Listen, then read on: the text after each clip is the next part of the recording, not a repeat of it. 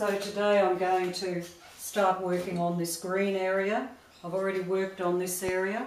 This green area where I'm trying to make another layer that comes to meet towards the middle.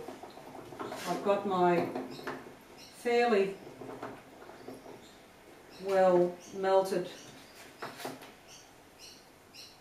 beeswax mixed with Damara crystals in the water bath, and I have a big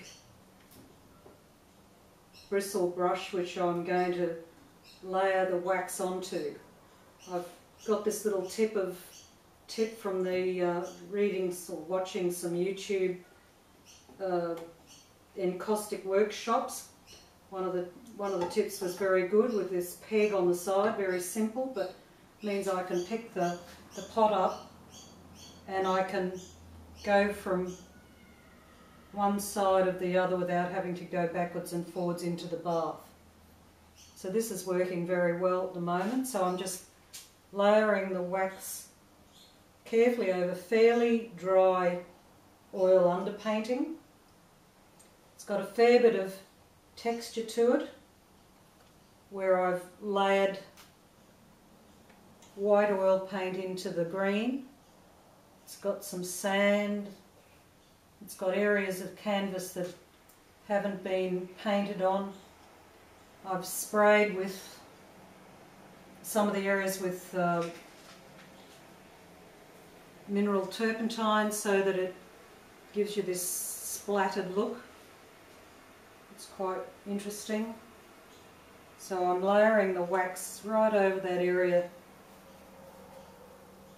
As soon as it hits, it actually dries very quickly, but I can actually see where I've been just looking across it quite easily.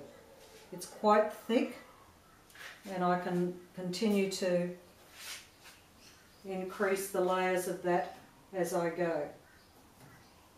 I'll just put that back on to remelt because it's setting again, and now I've got the heat gun.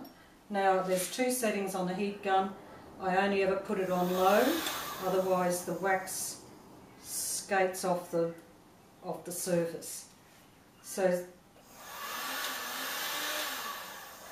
just on low, and you engage the wax until it actually melts. So all the brush marks eventually just melt out, and you can see how the colour of the paint underneath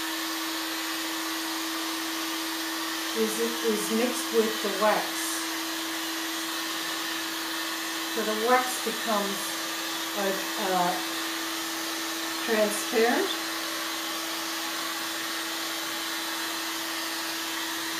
and you get a beautiful glazed surface.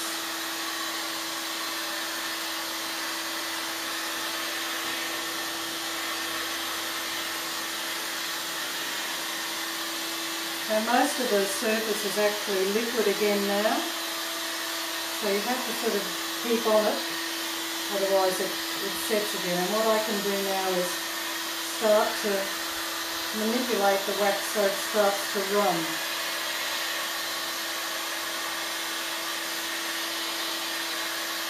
Now because it's clear, you can't actually see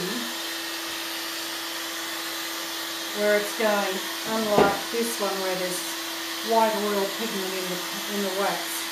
This is more just a surface